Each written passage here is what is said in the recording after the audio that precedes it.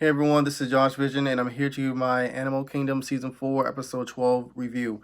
So we begin this episode with Jay staring off into the distance as usual. We have Pope and Angela enter the scene, and Angela asks Pope and Jay should they really be doing this job with Smurf, and that maybe they should sit this one out. Pope and Jay reassures her that they have to do this. This is Smurf's call, and they'll be back, safe and sound.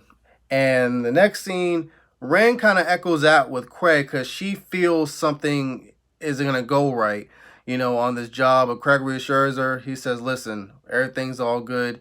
The next thing we had Craig and Darren talk about Indonesia or something, because remember the last episode, Darren told his boyfriend about Smurf and Poe them knowing, or at least Smurf knowing, and all that stuff, and for them to possibly pack themselves up to leave and all that stuff. So yeah, so he basically tells his boyfriend that they'll go more detail about where they're gonna go actually after he's done with this job. So after this, we see Smurf. She wakes up. She clearly partied hard, the other night. And she's like, when we see her like get all dressed, she's on some sort of yacht, So after that, we see Smurf make it to the house, and she looks into the mirror, I believe, one last time. And, she's out. And she gives Angela one last kind of stare down. And after that, I believe she tells Pope to drive Darren and Craig, and that she wanted Jay to drive her, and that they would like fall behind. So after that, we have Angela go through the house, right? Angela finds some drugs. Or at least I believe Smurf's prescription medication or something like that, or Pope's, I believe. And we also see her going through Smurf's clothing, her jackets, all that stuff. At one point, I believe we see Angela almost OD in Smurf's bathtub, but she's able to save herself at the last moment, like literally the last moment. And she cries, obviously, because of how close, to death she was. So we had, a very interesting conversation between Smurf and Jay. And the conversation first went about Craig and his son, at kind of bantering with Jay about why would Craig name his his son, Nick. And Jay's like, I don't know, and then I believe Smurf blamed Jen, for the name. And she says that Craig never had, a father figure, and that Jay should get him a book, like an instructional type thing on what, how to teach him and all that stuff. And then she went on about freaking Darren's boyfriend, saying that that she knows, and that Darren knows about the fact that his boyfriend was talking to the cops. And she asks Jay, "You think Darren is strong enough to do what he has to do? Be honest with me." And we didn't get Jay's answer. So after that, we have the boys, and the boys sort of strategize with Smurf what they're gonna do. Smurf goes with Pope to someone's house, like compound, whatever the crap. I believe the guy's name was Uncle Jeb. So if we remember Uncle Jeb is a guy that Smurf plans on robbing. And from what we know from the previous episode, seemed like that the family, at least the boys, think they have a good relationship, or at least a cool one, with their Uncle Jeb. And Smurf said, well, he's no longer useful anymore, so screw him off. So during this episode, we get a flashback of why Smurf really loathes Uncle Jeb. Now, if I remember correctly, I could be wrong, Smurf and Uncle Jeb don't have the best of history, because if I remember, like in regards to the flashback, I believe Uncle Jeb made a pass at Smurf or something. That led to him and his brother having that huge fight. Either way, this, how this show goes with flashbacks. So we're back in the 1977, timeline. This is post Colin's burial in his car, and his death and all that stuff. So during this timeline, we see Jeb really trying to take advantage of a pregnant Smurf. Him trying to make moves on her, like watching her while she sleeps, Like I think at one point, like he was watching her while she was sleeping, and his wife sort of urges him to go to bed, and he probably thinks she's asleep, but no, Smurf's awake, and she has that revolver ready just in case he tries something.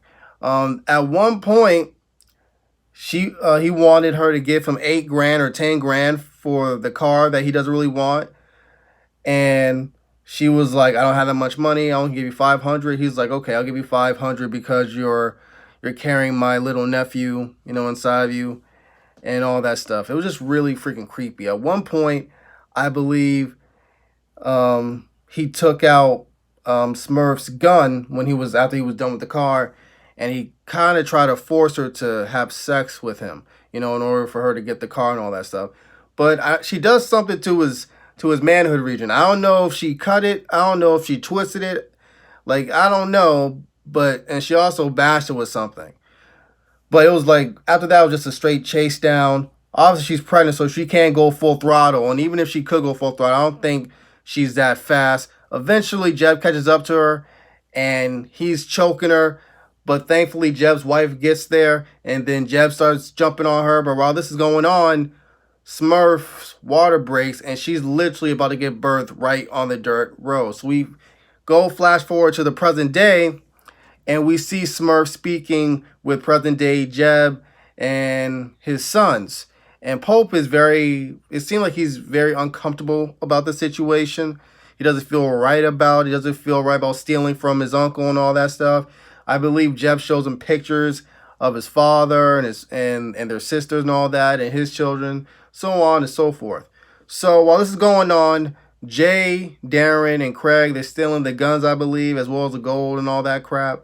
So eventually Jay sends Smurf a text that they're done. So she says, "Hey, Jeb, we came here for a little business, right?" He shows the guns. So he's like, "Okay, sure." So immediately when this happens, this is when Pope gets understood. This is when Pope, he gets it. He's like, "Oh, you're about to kill this dude." You know what I mean? Well, he has a feeling she's about to. And then while they're walking, you see Smurf put her hand on the gun, right? So she takes the gun out, and when Jeb tries to open the place, whatever the thing is that had the guns in it, whatever, like he can't open it. Smurf's dad shoots him right in I believe, in the heart and then the head. So obviously his son, I believe his eldest son, is with him. So he's trying to make a move towards Smurf. Pope takes his gun and pistol whips him. And then you see the rest of Jeb's, probably his sons or his little posse, whatever. They're having a shootout with Smurf. And Smurf is straight suicidal at this point. Smurf don't give a crap. She's enjoying the thrill of this. She has a death wish. She's shooting out these dudes. At one point she gets shot in the leg, and Pope saves her at the last possible moment. So while this is going on, Jay, Darren, and Craig hear the gunshots. They're like, "Yo, what the crap is going on here?" So going back to the whole Pope and Smurf thing, Smurf is pissed at Pope. She's calling him a bastard, an idiot. "What the hell were you thinking? Like stopping them from shooting at me?" And this is where everything really reaches the climax of the episode. So Pope is able to bring Smurf to where the boys are. And we have this really gut-wrenching, emotional, really intense thing in which Smurf's like, "Yo, I'm already dead. Why don't you get it?" He said, "None of you ever got it, okay? Without me, y'all would just die off, you know? Like, I'm already dead. Kill me. Shoot me, one of you." At one point, she literally gives the gun to Pope because I think she feels Pope is probably having the most balls, or at least the most willing one. Or not willing, but he probably is more likely to do it than, like, let's say Darren or Craig, the babies, basically. And she said, "Why y'all acting like such pussies? I don't want to die old, weak, and helpless in a hospital bed. Put me out of my misery now." And while this is going on, Jay's observing, like he always does, the situation at hand. And she keeps begging him, and they're not doing it. Pope says, "I'm not going to do it." And she actually shoots Pope. So this letting the boys know she's not effing around, and that she will literally kill everybody in that piece and probably off herself if they don't do it. So Jay does the unthinkable. he finally kills Smurf. He shoots her dead in the head. And I'm telling you, when I saw that, I was just shocked. Like, oh, they he actually did it. Like, I was like, I thought it was gonna be some BS and like someone's gonna talk her out of it or something. But no, Jay shot her, and then he went to her, and I think Jay was the last person she saw before she died. Unless she smiled, you mean, and then she died like good boy, you mean? Because if we remember, she's been training Jay to be her successor since season 1, basically. Because out of all her children, Jay's the most like her, and he's the one that can make the hard decisions like that. He's the one that's smarter than anybody else. And you know what? In a way, Jay got his vengeance on his grandma. You know what I mean? In a weird way.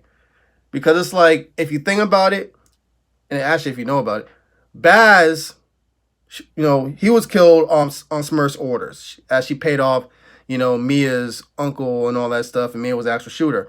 And in a way, she was kind of responsible for Jay's mother's death too, with Julia. You mean keeping them away for like 11 years, them living in poverty, paying her to stay away from the family and all that stuff, and all the crap she probably put in Pope and Darren and Craig and maybe Baz's head and all that stuff.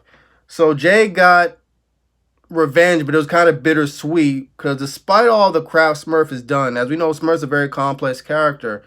Smurf did care about her children, in a kind of twisted, manipulative kind of way, but she did care about her children, and especially Jay.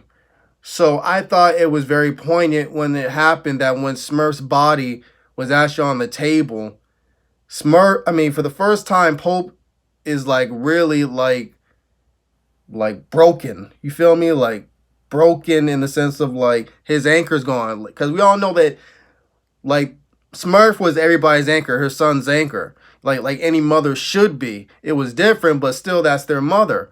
So you have the scenes like near the end of the episode in which Darren tells his boyfriend, yo, we're about to leave. Like, this is the right time to leave. Craig is so shaken up about what happened when he returns back to Ren. He can't even tell Ren what happened. Like, he is just like, obviously. And Pope kind of like rubs his mother's hair for one last time while she's on the table. It was really I think I almost cried, bro. And we see Jay sitting by the pool smoking a cigarette, kind of like like Michael Corleone at the end of Godfather 2 after he killed Fredo. All the weight, all the crap he did just to get to the top, was it really worth it? Because I think Angela came by, and asked him, is he all right? He's like, yeah, I'm fine. She said it was pretty clever how he sort of decided to sort of cover up Smurf's death as like kind of like a suicide due to the cancer and all that stuff. But, Jay, you could tell Jay was really hurt by that. Over the years, he did grow up to love and respect Smurf. And that wasn't like a cold and calculating death, which he probably intended to do with her. Because remember, in the beginning, he did say that his mother hated his Smurf and his uncles, and he did too. But obviously through the years with Smurf, even though he probably thought about killing her, it was just you guys know what I'm saying. It was very tough on him, and the way he just flicked the cigarette and just walked away, it was like, dude, that's gonna haunt him for the rest of his life. But remember, you guys, there's only one more episode left to the season finale, and I can't wait to review it, for you guys. If I missed anything, write some comments down below. This is Josh Vision. Adios.